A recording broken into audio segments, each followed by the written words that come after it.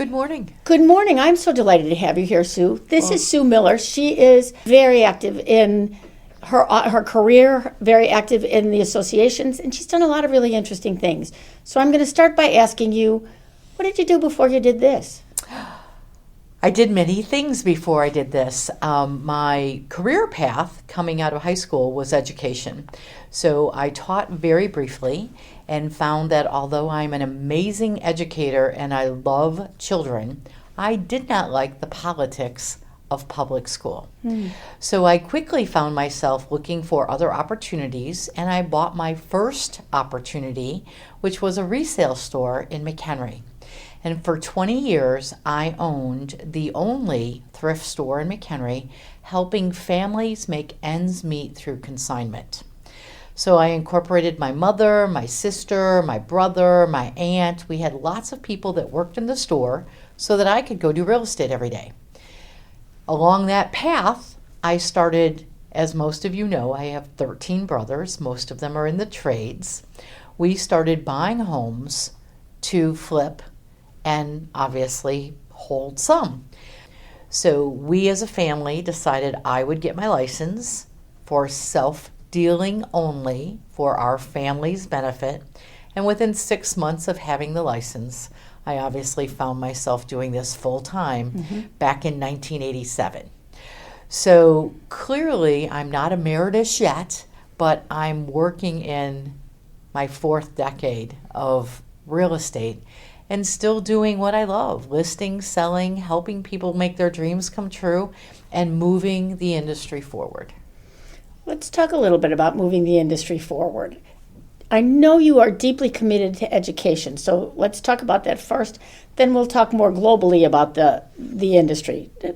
I know you've been very involved with their scholarship programs. Can you talk a little bit about that, please? Sure. Well, education is key to success when you're a real estate professional.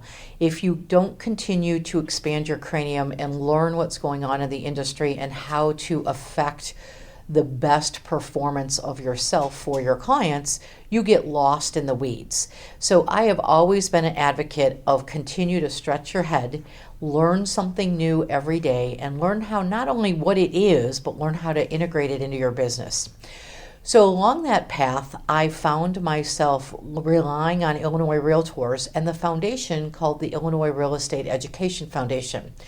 The foundation raises money 100% through donations of entities, enterprises, and real estate professionals to reinvest in real estate professionals, people who are associated with real estate, or children of realtors and the realtor family. So our intention is to raise money to reinvest in people and the profession.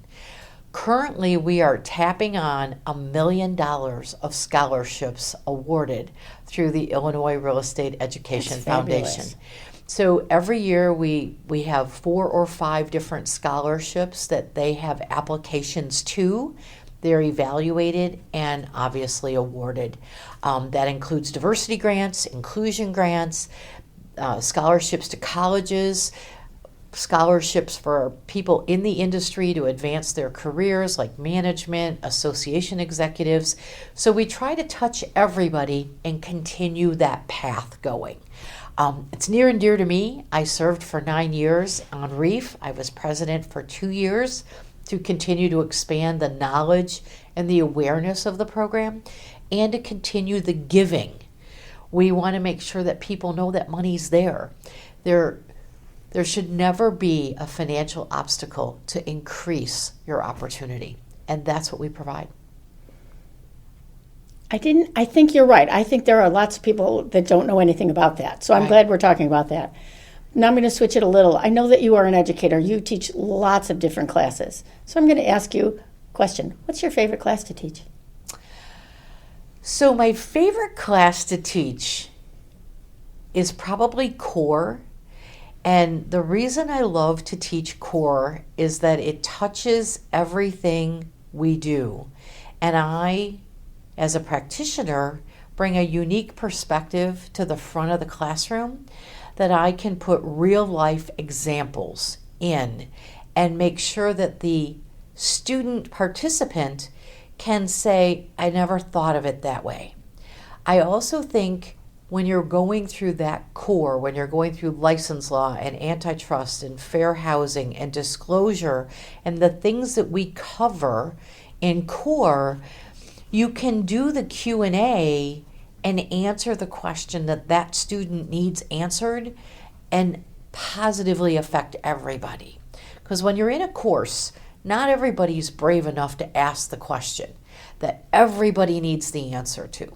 And of course, in today's world, I'm able to bring real life perspective to the moment and say, well, let's talk about this and let's talk about why and what's coming forward.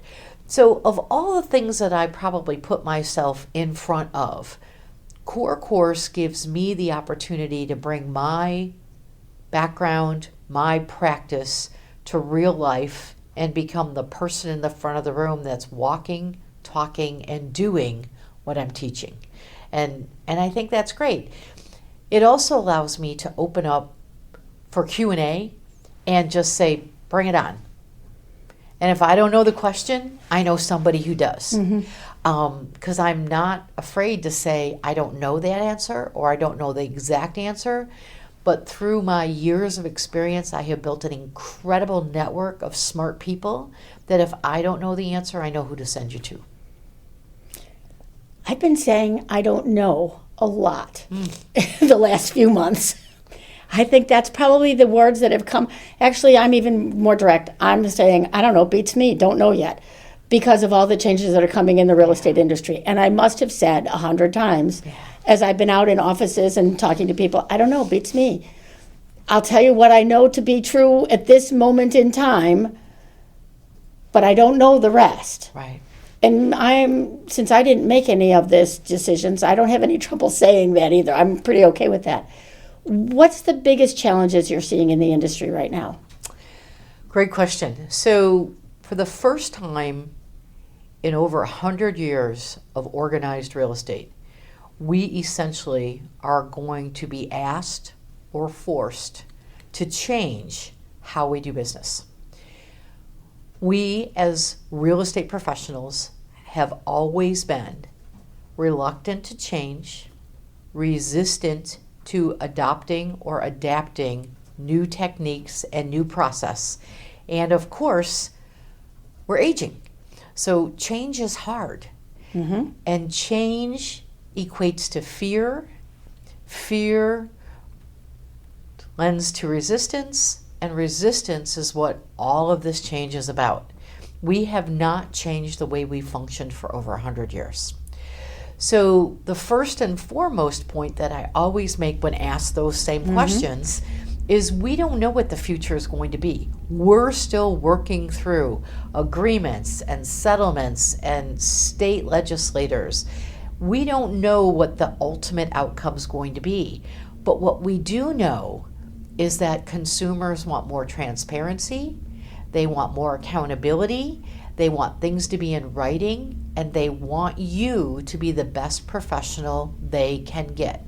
So if you start internally making those changes now, you will be more prepared when someone tells you these are the things that you must do. So as I'm working through those questions, I'm often saying, I don't know. We don't know. We don't have the final end all be all. But these are the things that are being indicated to us. Transparency, accountability, professionalism, raise the bar, and value proposition. What makes you different than someone else and why should I work with you? Many realtors don't articulate their value well. We know what we do, we know why we do it, but we don't tell others. It's not who we are.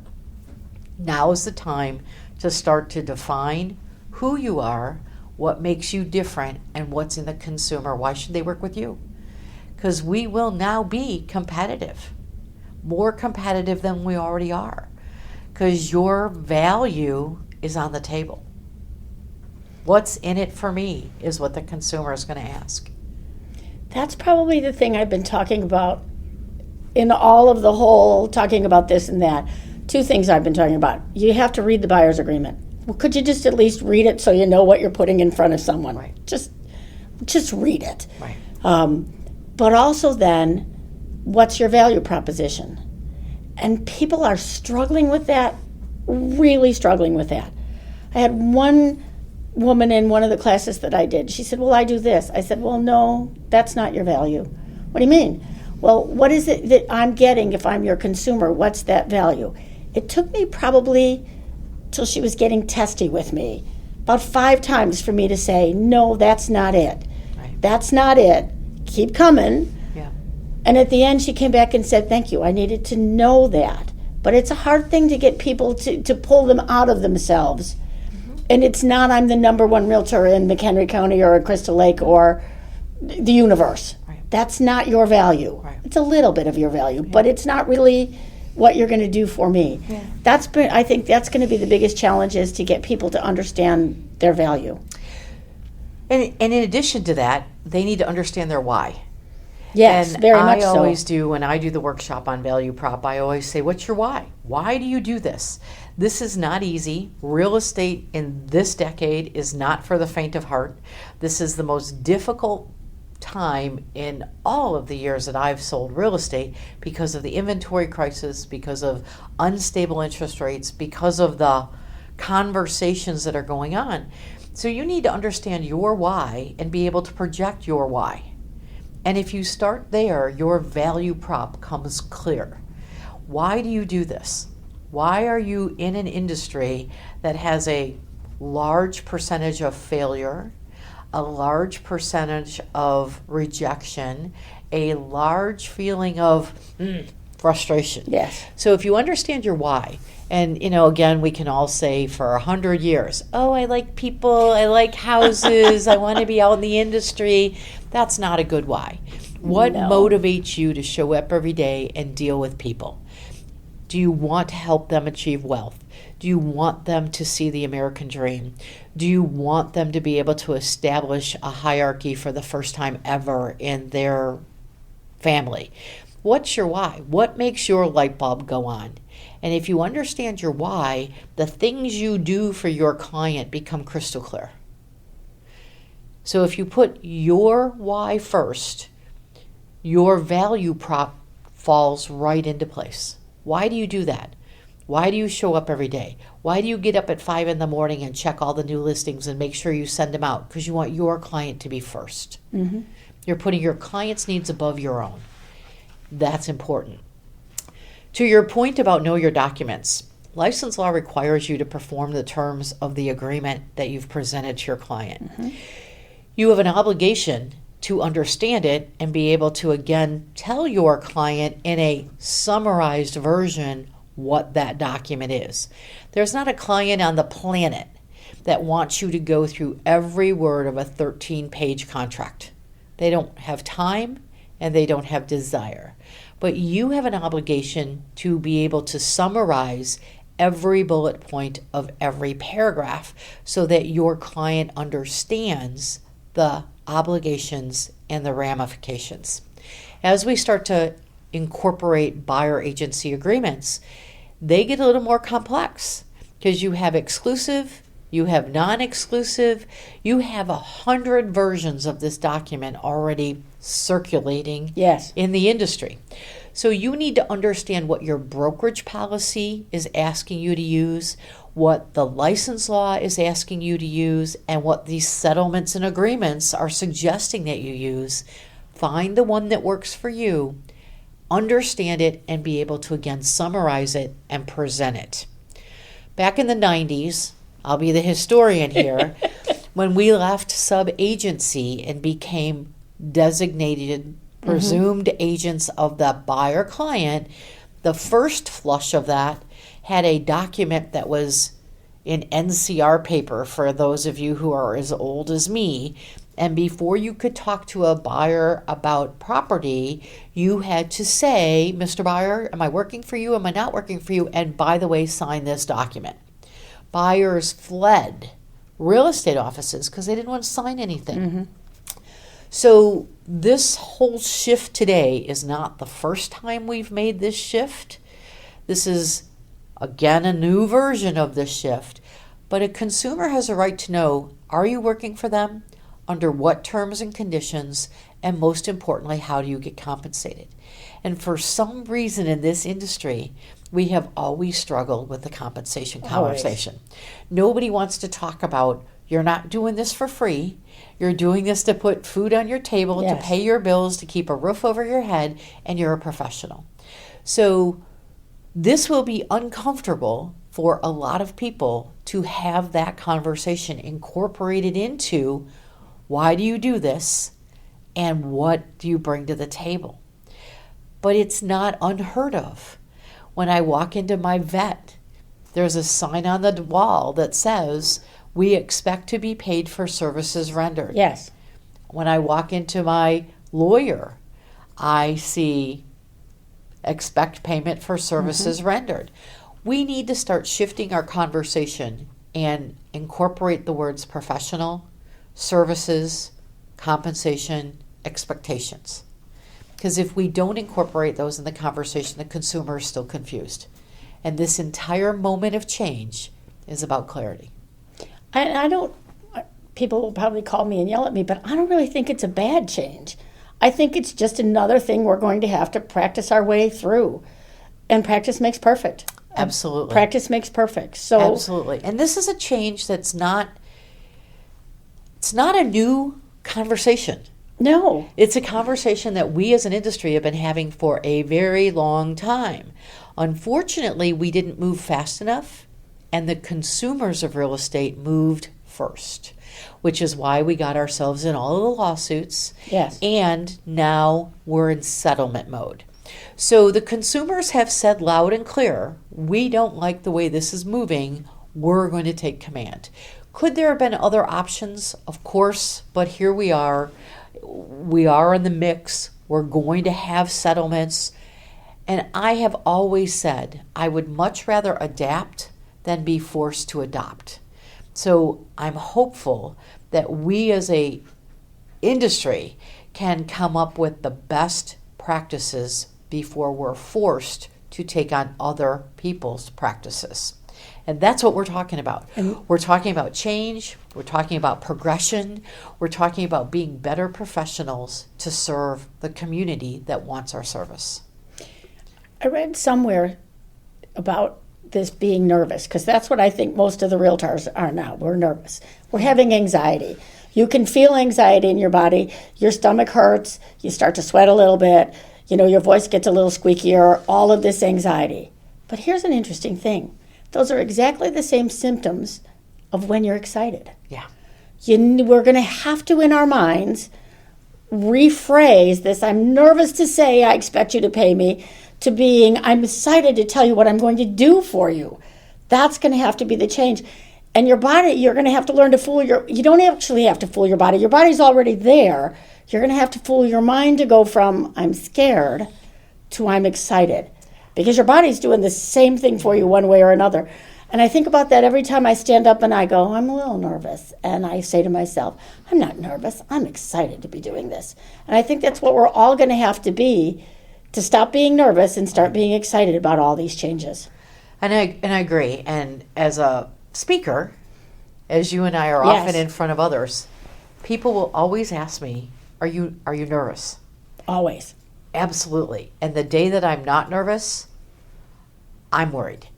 Because that adrenaline is what makes me top of my game. I need to have the caffeine rush and the adrenaline rush to make sure that the butterflies are still there. Because if the butterflies aren't there, I'm not there.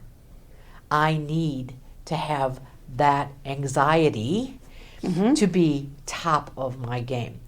However, no matter how many times you face that fear, practice makes perfect. I was going to say, yes. My dog, you all know I have a golden retriever. She knows more about real estate than anybody, because this stuff doesn't just happen without practice. So if you don't have a spouse that's willing to listen, if you don't have kids that are willing to listen, if you don't want to talk to the mirror, I just grab the dog and say, okay, today we're going to talk about antitrust, or today we're going to talk about fair housing, or today we're going to talk through the buyer agreement. She doesn't care. I'm petting her. I'm giving her treats. She's listening. Oh, I don't know if she's listening or not, but I'm speaking. And the more you speak, you're writing that story in your head.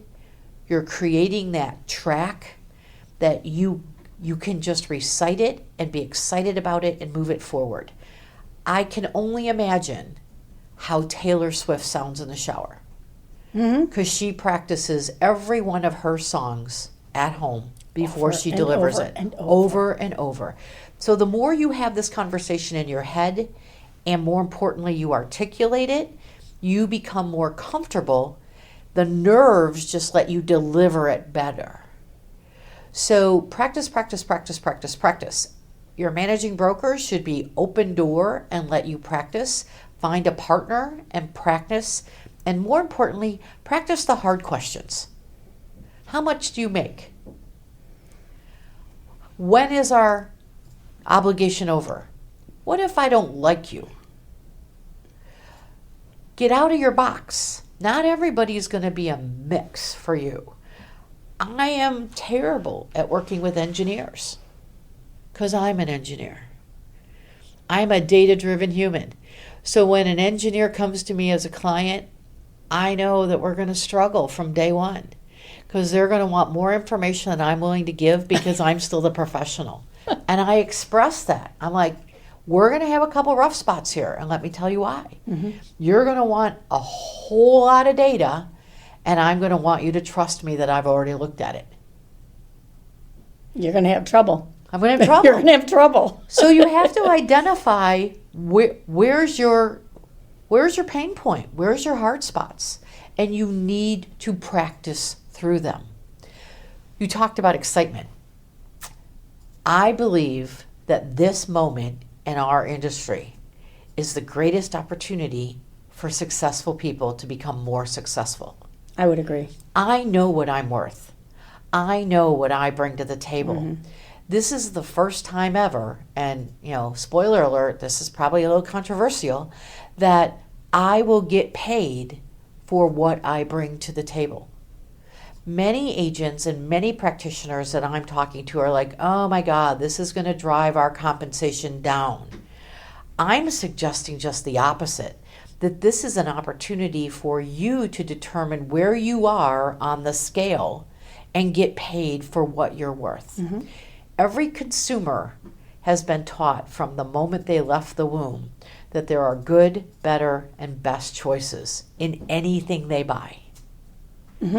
If you want, and I always use peas as my example, if I'm throwing green peas into chicken soup, I don't care what the quality is. But if I'm serving green peas as the side, I want nothing less than the silver can.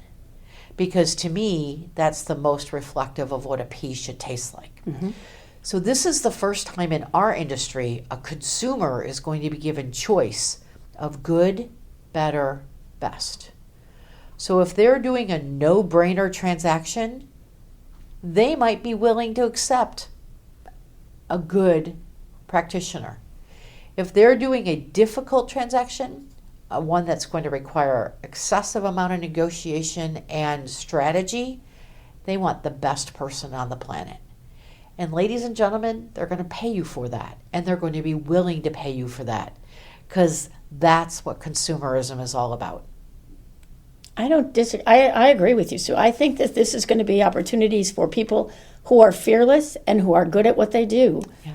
It's the people who are fearful and not particularly either particularly good at what they do, or they have no skill whatsoever to be able to articulate what they do. Right. Anyway, I think this is a time of change. I think this is a great time of opportunity.